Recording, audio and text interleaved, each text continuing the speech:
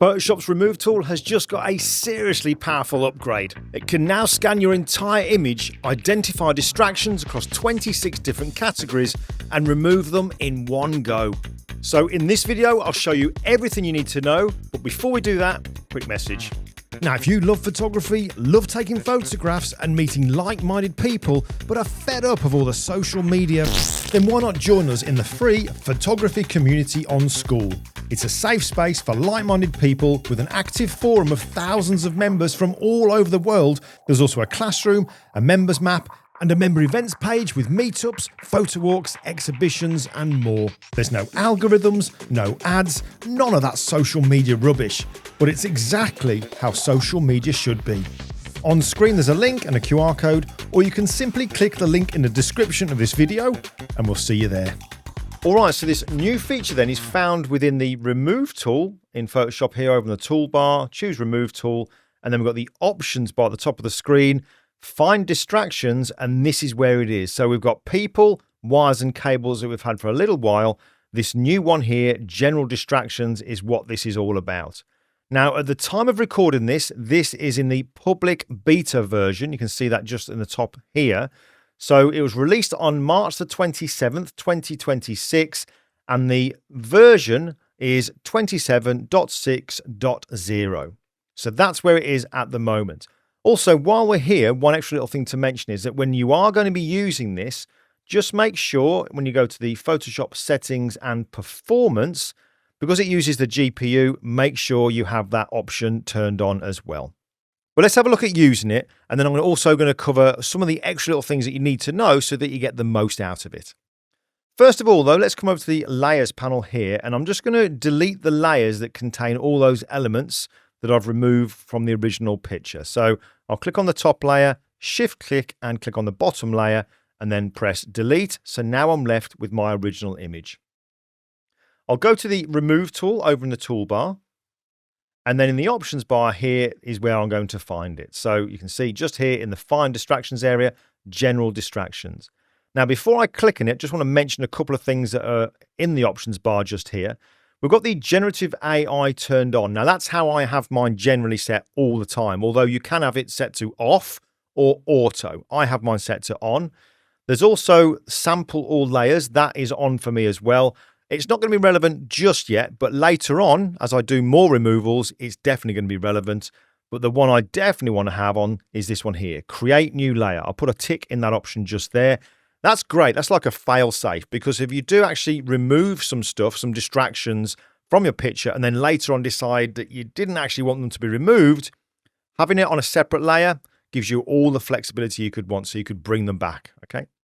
But let's have a look here how we use it first of all then. So I'll go to the Find Distractions, click on General Distractions, and I'll choose the Find option. Now, when I do this, we can see that it says Find General Distractions, and we've got this progress bar moving along. Now, that, depending on how big the image is and how many distractions potentially out of the 26 categories it can find, depending on how many of them there are, will dictate how long that could take. But it isn't a long time. It's just, take a few moments, and eventually what will happen is the software, having looked at it, will say, right, these are the areas that it considers to be potential distractions. And you can see that it kind of color codes them. So what do these color-coded overlays mean? Well, if I go to the Find Distractions in the options bar just here, you can see that here are some of those categories. Now, this isn't all 26 of the categories. This list here that it's produced for this image is dynamic. So out of those 26, it's identified these potential distractions, so that's what it gives you. It doesn't just give you a whole list, some of them on, some of them off. It'll only show you what's relevant for your particular image. Now, you can see here the color coding. So let's tell you what, let's just go here where it says select all, and I'll turn that off there so that no longer do we have those colored overlays. So I can show you as we go through them now, as I turn them on, what they actually correspond to. So there's visual clutter, vehicles. I mean, it's even recognized the pedal cycle here as a vehicle, which is really cool. Vegetation for the tree and so on. And you could just move through. And the great thing about this is having the option to be able to turn these off or on is great, because Photoshop is identifying potential distractions, and just because it's identified them doesn't mean to say that you've got to remove them. You can decide whether or not you remove them by actually using that little tick option. And there is something else you can do as well. So you've got text if you want to remove the text, spots and so on. One thing I find really good about this is here, look, if I go to the animals one, it identifies that there is this pigeon down by the lady's feet, but also look in the top left-hand corner, it sees that there is a cat on that window ledge, which I think is really cool. But let's just turn them all on just for now. And then I'll come up to the options bar and I'll just press on the little tick here to tell it to get to work. So we then get this progress bar. And again, just depending on how big the image is and how many distractions there are will dictate how long it's going to take to remove it. But it isn't a long time. Eventually we'll see this progress bar move along, and it does do just an incredible job. And I just think back to a relatively short time ago when to remove all of this stuff would have been quite a challenge, and we would have been using tools like the clone stamp tool and the healing brush. It would have taken a lot of work to get it to look real. But watch this, look, any second now this will appear. The progress bar get to the end and it'll all be gone. But there will be some that it will leave, but we've got options to fix those as well. I mean, that's just amazing. Absolutely amazing.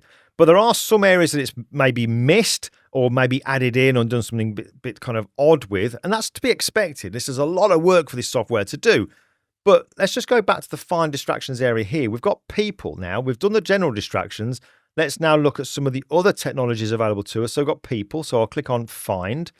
I find this fascinating that how quickly it can recognize potential subjects here that don't contribute to the image, where it recognizes that this woman here is definitely the main subject, but it's saying that these two possibly aren't. So yeah, we'll remove those as well just by pressing on that little tick icon in the options bar, and that'll just take a moment to get rid of those. And does a great job there. And then lastly, let's go back to the find distractions, wires and cables, because there's a lot of those in this picture here. We'll click on remove. It'll look at the image and say, right, what shouldn't be there? And I mean, so quick that it's gone. Now there's just a couple of areas to tidy up, but in the grand scheme of things, when you think of how much work it's done so far, literally by 3 clicks, absolutely mind-blowing. So I'll just get rid of the extra little bits manually now, and I won't put these onto a new layer. I'm quite happy with them to be on one of the layers that's already been created. So I'll turn off that little check icon that's there, and I'll come in, use the remove tool to get rid of this little stumpy post just there. And also just on the wall, a couple of these little bits where the actual cables were, get rid of those like so. And it's just a little bit of the out of focus branch off that tree that was originally just there. And then press on the tick icon. And then just a few moments later, they will be gone.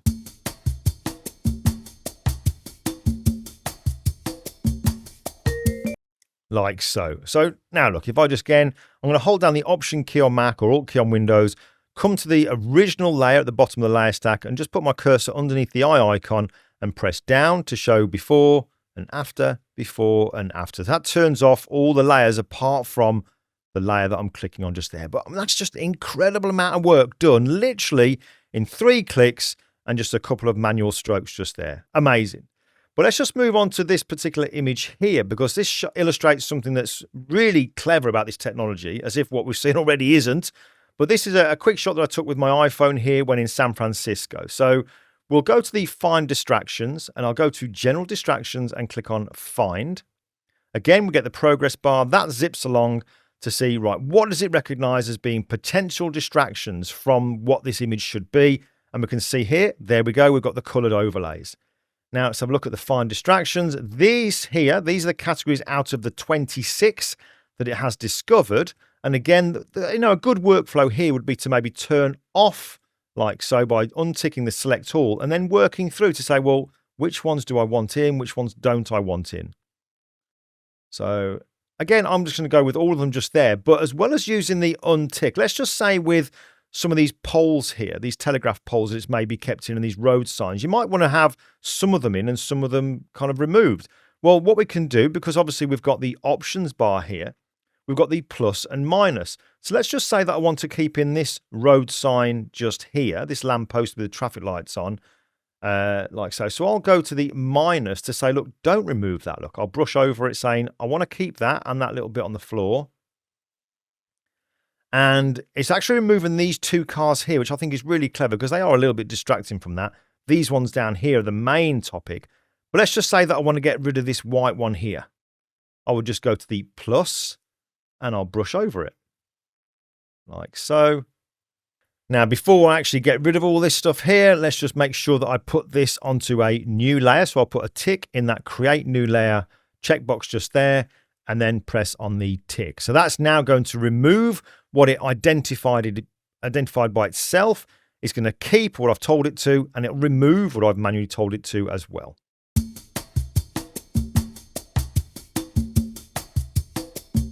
And there we go. So we've got the new layers been added in the layers panel. So if I just turn that off and on, off and on. I mean, you would never know that that stuff had ever been in that picture. It's so clever. But I love the fact that even though it's identifying stuff, we don't have to stick with it, because you can't say, look, remove some of the poles and leave some of the other ones. We have to tell it. It'll identify the poles as an example, and we say, right, we use the minus to say, right, leave this one in or remove this as well. So it kind of work hand in hand with this technology to get stuff done really, really quickly. But let's have a look at one more example here, and then I'll just quickly show you what those 26 categories are. So this one here, this is our local beach area. We've got the beach over to the left-hand side, but this is one of like the back streets. But let's have a quick look at what it'll do here. So again, we'll go to the remove tool, go to the find distractions and click on general distractions. Let's click on the find there. It'll examine the image, and then out of those 26 categories, it'll kind of say, right, well, these ones here I've identified as being potential distractions within this picture. And it's not perfect. Sometimes it'll pick things up. You think, well, why has it done that? But we've got the option there of turning it off, which is fantastic. So here we go. Here's our colored overlays. Let's go back to find distractions, and we'll turn off the select all option so that we can then go through to say which ones we want to have included. So let's have a look here. We've got visual clutter. It's identified that those bins, definitely don't want to see the bins there. The vehicles. Got this car right down in the bottom just here. Really clever how it's picked that up. Vegetation. Got some vegetation over on the right-hand side here of the wall, but also look in between these bins. Let's just turn that off a minute and zoom in. There you go. Look, just a little bit of that green vegetation. That is so cool. Let's pick that up. So let's go for the vegetation there. Urban elements. Well, the urban elements is picking up as the signs here that we have on this fish bar. So I'm definitely going to leave those on. Spots and dust. Well, that's kind of picking up these areas here on the road surface. Could leave those on, but let's just leave those off. Poles. Leave those in because that's actually part of what this road looks like. Light diffusing elements. That's an interesting one. Look, it's actually picking up that little bit of cloud just there in the light diffusing elements. Well, definitely want to keep that cloud in. Identified objects. Maybe a little bit too keen to remove stuff there. It actually looks like it would remove all of that tarpauling here in that building. So leave that off as well. Ground textures. Yeah, get rid of some of the manhole covers. We'll do that. Fixtures. Leave that. Drain elements. Even get rid of drain elements like the downpipes and stuff of the buildings if you want to. In fact, yeah, I'm going to leave that on. And then the barriers, we'll leave that off because we want to keep those in. But let's have a look. Click on the tick icon. Progress bar will appear. And then just a few seconds later, it will have removed those areas. And you'd never know that they were there originally. Just goes to show how clever this technology is. Oh, and there you go. Look at that. There's before, there's after, before and after. I love it. I mean, look how it's built the wall up just there. Absolutely brilliant.